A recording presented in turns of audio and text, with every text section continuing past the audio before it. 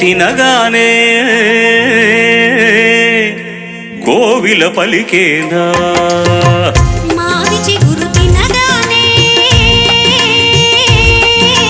కోవిల పలికేనా కోవిల గొంతు వినగానే మావి చిగురు తొడిగేనా కోవిల గొంతు వినగానే మావి చిగురు తొడిగేనా ఏమో ఏమనునో గాని ఆమని ఈవని మావి చిగురు తినగానే